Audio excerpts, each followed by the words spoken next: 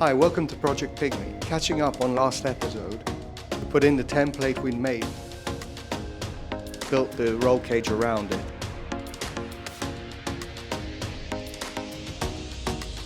We were able to fit the Porsche engine back.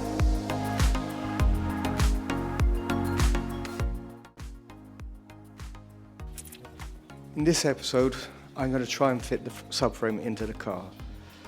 The hope is that it will fit inside without too many modifications to the shell. On first measurement, notice that mounting it directly to the shell would mean that the front end would have a higher ride height than the rear end. For it to fit into the shell properly, I needed to cut the floor and raise the position of the subframe. For this, I thought the easiest way to get around it would be to make some holes where the subframes would be passing, and here I mounted some steel plates onto the subframe, which I would then later weld into the shell in the right position. This was the plan. I put some braces onto these two plates to hold them in position, which will then help me later on when I fit it into the shell.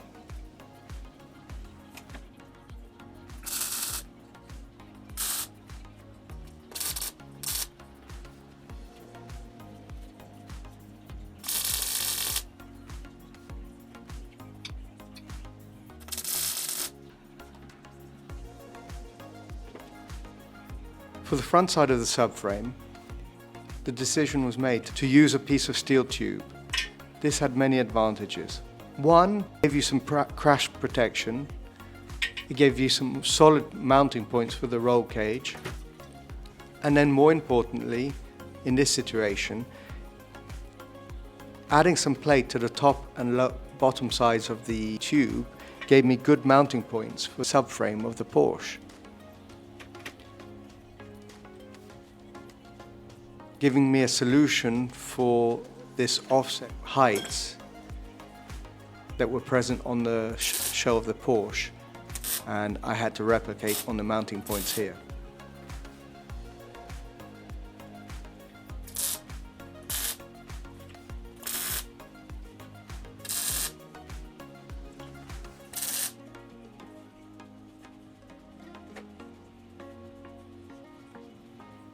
Once I trimmed it to size, I then proceeded to make a reinforcement, or should we say a jig, which held this front bar and the rear mounting points of the subframe in position, allowing me, once I tacked it into position on the shell, to remove the subframe and continue welding it into the mini shell without having the subframe in the way.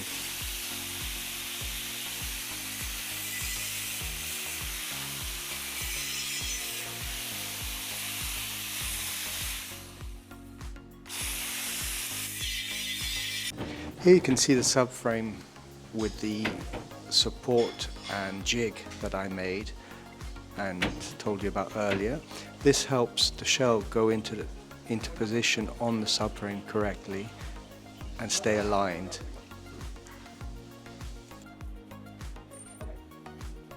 And here I'm lowering the shell onto the subframe until it's all in contact.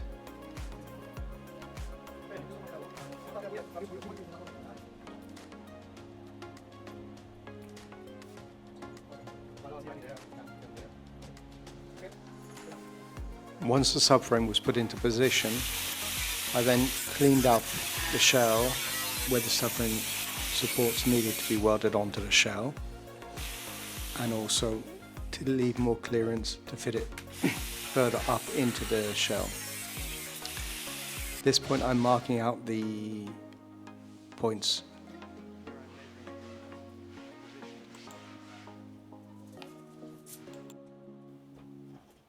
Here I'm measuring the position of the subframe from the floor so as to get an idea in reference to the rear subframe already mounted, how much I need to raise it into the Mini.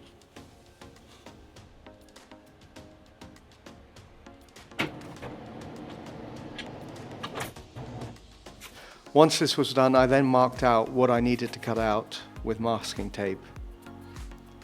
This allowed me to cut a straight line.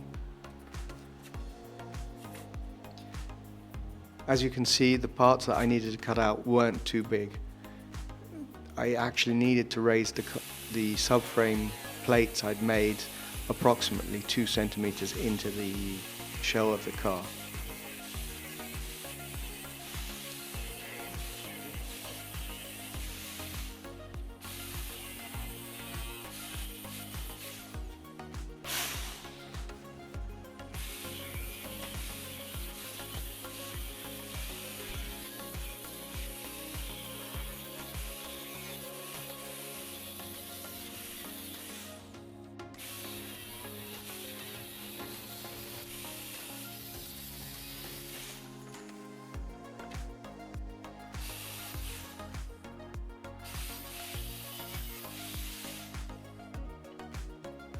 I then used a wire brush attachment on the angle grinder to take away all the excess paint, filler, underseal and rust, so that I would not have any problems with the welding afterwards.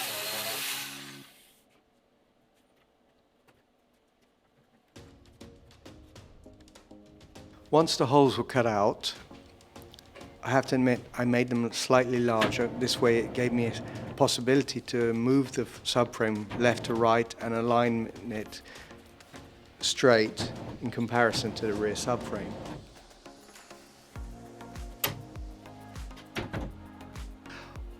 Once it was down in position, I then remeasured everything up and then started to weld in the supports.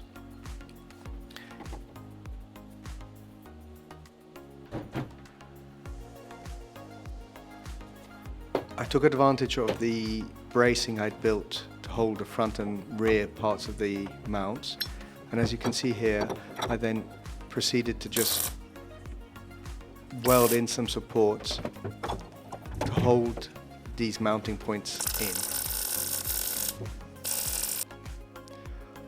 Once they were welded in, I could then clean up more underneath and start building the sheet steel to block the holes and support these mounting points.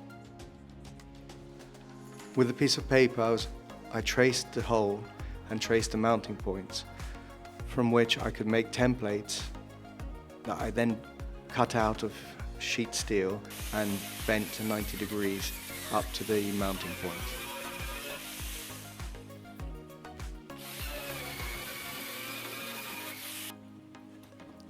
The idea was to have these pieces of sheet steel overlap on the existing shell, bend 90 degrees and be welded onto the plate steel I'd made on the mounting points of the rear of the subframe.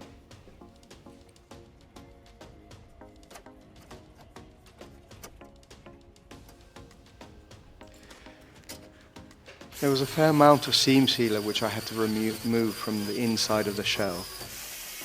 As I found out, I had a lot of trouble aligning the subframe in position on the shell, and by the eye it not look straight.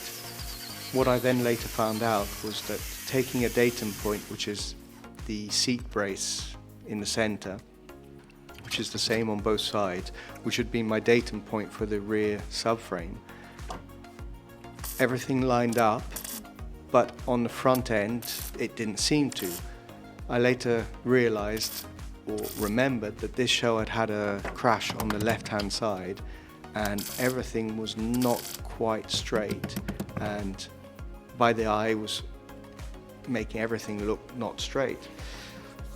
So yet again on this side there was a lot of seam sealer, bad welds, and so it took a bit longer than expected to prepare the shell for the welding. Here I'm welding in the bits of steel which I'd made out of templates, some trimming as I fitted it, and all these parts are welded into the shell and reinforce the mounting point of the front subframe. In addition, I put a piece of tube from the roll cage down to onto the top of that mounting plate, giving some extra rigidity laterally to avoid any flexing on the shell. In addition, I put a piece of box section from one mounting point to the other through the center. This allows it to be much more rigid between the two mounting points and the two sides.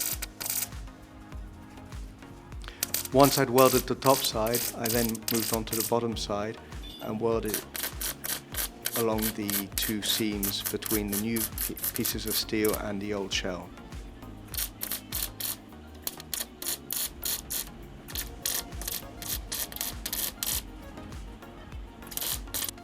A bit of cleaning afterwards with the angle grinder, and I was very pleased with the work.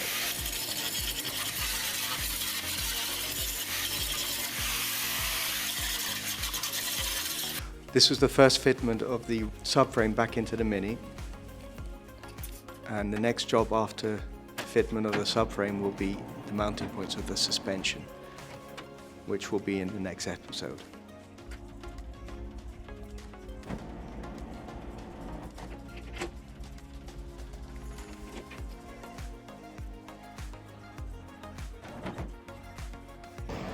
Video update. Front supports are now fitted. I've mounted all the strengthening bars, as you can see in here. Put the supports in. Had a bit of a surprise as everything didn't line up, and I was thinking, how come everything's not lining up? Measured, remeasured, measured, remeasured, everything lined up. But the distances were different on one side to the other. Well, I remembered this car in the past, one of the ex-owners had an accident, and it seems like they didn't straighten it very well. This corner is just slightly further in than the other side, but everything else lines up. And anyway, I'm going on distances between the subframes, so it makes no difference where it is. It's, in the end, the shell is slightly aesthetical, really. And as long as the lineups to the roll bars are right, that's the most important. So on we go. Suspension, that's pretty much where it's going to go.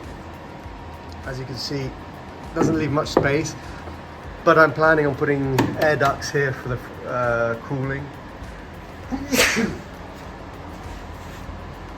And but the nice part of it is that I can build the support frame from here onto this plate here, and I will have a roll bar across those two parts, which goes into the center onto the dash rail for reinforcement. So making X bars, everything will be fine. Good. Everything seems good.